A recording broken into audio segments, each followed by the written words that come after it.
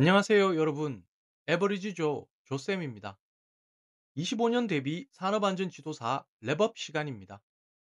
이번 시간은 생산 관리 최신 이론인 식스 시그마에 대해서 한번 요약을 해볼게요.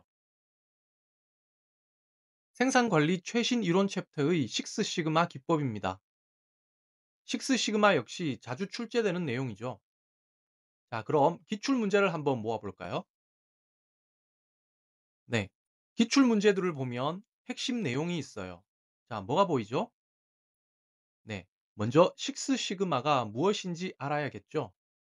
그리고 식스 시그마의 프로세스 성과 개선 모형도 출제가 되었습니다. 재미있는 벨트 제도도 있네요. 그리고 식스 시그마와 비교 대상이 있는데요. 바로 과거 품질 경영 시스템과의 차이점과 린 시스템과의 차이점입니다. 우리는 이 다섯 가지 항목에 대해서 학습을 할 것이고, 이를 마스터하면 식스 시그마 문제는 두렵지 않겠죠. 식스 시그마는 모토로라사의 빌 스미스에 의해서 개발이 되었죠. 그럼 왜 식스 시그마라고 할까요? 식스 시그마를 설명할 때 항상 나오는 그래프가 있죠. 바로 정규 분포 곡선입니다. 시그마는 통계적 개념으로 표준 편차를 의미합니다. 표준 편차는 데이터가 평균값에서 얼마나 퍼져 있는지를 나타내죠. 이 정규 분포 곡선을 이용하는 이유는 대부분의 산업 현장에서 자주 나타나는 패턴이기 때문이에요. 자, 예를 들면 제품 생산 시에 길이나 두께 등 이런 데이터들은 이 그래프의 중심인 이곳, 즉 평균을 중심으로 몰려 있고 양쪽으로 퍼지는 구조를 가지기 때문이죠. 그래서 결합률이나 양품률을 설명하기에는 정규 분포 곡선이 딱이란 거예요. 이 그래프의 의미는 쉽습니다. 좀 더 보기 쉽게 이 그림으로 설명드릴게요. 자, 여기 1 시그마의 경우 초록색 영역이 양품을 나타내고 오렌지색인 바깥쪽 영역이 불량을 나타냅니다. 식스 시그마로 갈수록 어떻습니까? 양품 구간이 점점 넓어지고 불량 구간은 점점 없어지죠. 그래서 식스 시그마란 바로 이 부분에서의 불량을 나타내며 10억 개당 2개의 불량이 발생하는 것을 의미합니다. 자, 퍼센트로 나타내면 99.9999998%, 수치적으로 표현하면 0.002 ppm, 즉 2ppb가 되는 것이죠. 하지만 여기에서 중요한 것은 식스 시그마가 추구하는 불량률이죠. 식스 시그마가 추구하는 불량률은 10억 개 중 2개가 아닙니다. 바로 100만 개 중 3.4개, 즉 3.4 ppm입니다. 지금 그래프를 보시면 중심이 오른쪽으로 이동했죠. 1.5 시그마만큼 이동했어요. 이렇게 이동하니 식스 시그마 영역에서의 불량률이 0.002 ppm이 아닌 3.4 ppm으로 높아졌습니다. 자, 왜 이동했을까요?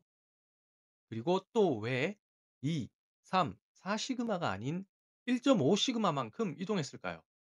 식스 시그마는 앞서 모토로라사의 빌 스미스에 의해서 개발되었다고 말씀드렸죠. 모토로라에서 수많은 공정을 분석한 결과 장기적인 생산 공정에서는 평균이 약 1.5 시그마 정도 편차를 보인다는 것을 발견한 거죠. 즉, 현실을 반영한 거예요. 10억 개의 생산 부품 중에 2개의 분량만 만들어낸다. 이건 현실적으로 가능할까요? 불가능하다고 봐야 됩니다. 생산 설비가 노후되기도 하고 작업자의 실수가 생기기도 하고 불량 자재가 사용될 수도 있고 등등. 그 1.5 시그마 편차를 수치적으로 보니 이 100만 개 중 3.4개의 불량이 발생하더라 이거죠. 그래서 식스 시그마가 추구하는 불량은 100만 개 중 3.4개에 불과하다는 것입니다. 다음 DPMO입니다. 100만 기회당 결함 발생률을 나타냅니다. 공정 능력을 평가하고 개선 목표를 설정하고 성과를 측정할 때 사용을 하죠. 100만 기회당이므로 당연히 ppm 단위인 시그마 수준과 1대1 대응이 되겠죠. 이것을 표로 보면 이렇습니다. 자, DPMO는 이렇듯 식스 시그마의 레벨과 서로 매칭이 되죠. 식스 시그마의 핵심 개선 모형으로 DMAIC가 있습니다. DMAIC는 데이터 기반의 문제 해결 프로세스로서 기업이 품질을 향상하고 프로세스를 개선하는 데 필수적으로 활용되는 식스 시그마의 핵심 모델입니다. 자, DMAIC라고 발음을 해도 되고 그대로 DMAIC로 외워도 좋습니다. 중요한 것은 각 이니셜이 뜻하는 바를 정확하게 이해하는 것입니다. DMAIC는 기업이 프로세스를 개선하고 품질을 높이기 위해 활용하는 강력한 도구이며 단계별 진행을 통해 체계적으로 문제를 해결할 수가 있습니다. 식스 시그마의 벨트 제도는 식스 시그마 프로젝트를 수행하고 관리를 하기 위한 인력의 역할과 책임을 구분한 체계입니다. 1980년대 중반 모토로라사에서 처음 벨트 제도가 개발되었는데요. 그 배경에는 식스 시그마의 방법론, 즉 DMAIC를 효과적으로 실행하기 위해 직원들의 역량을 계층화하려는 것이었습니다. 태권도의 D등급 시스템과 같은 것들이 이를 표현하기엔 딱이었죠. 벨트 제도에는 총 6단계가 있는데요. 입문자인 화이트 벨트부터 품질 경영 및 통계학의 전문성을 가지고 있어야 하는 마스터 블랙 벨트까지 5단계가 있고, 이 그림에는 나와 있지 않지만 최상위에는 챔피언이 있습니다. 최고 책임자나 임원을 뜻하는 거죠. 마스터 블랙 벨트까진 실제 프로젝트를 수행하고 개선 활동을 진행하는 역할을 한다면, 챔피언은 전략을 추진하고 전사적 지원을 담당하는 고위 관리자급 역할을 하는 게 그 차이점입니다. 식스 시그마 이전의 품질 경영은 어땠을까요?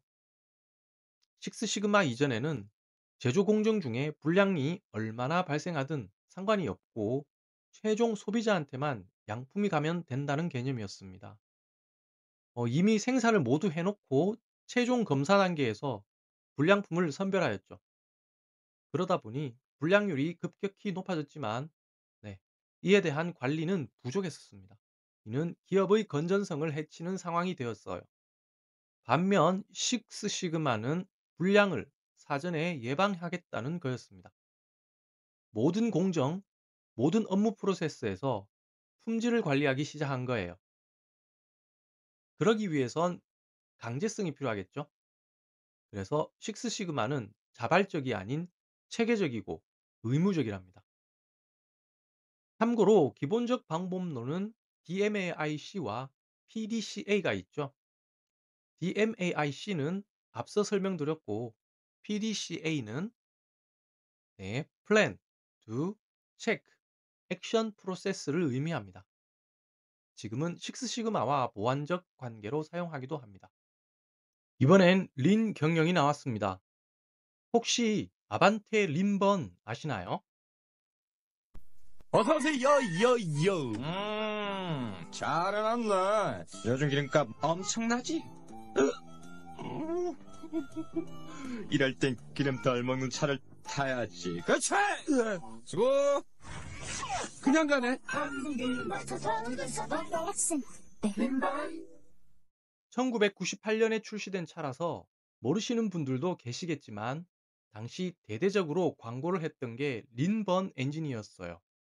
린번, 적게 태운다, 연료 소모를 적게 한다.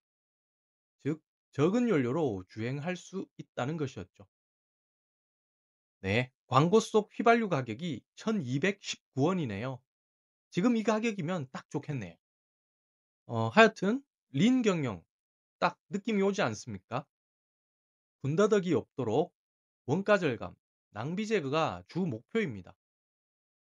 여기 가치 흐름 개선에 초점을 준다고 했는데, 가치 흐름 개선이 무엇을 의미할까요?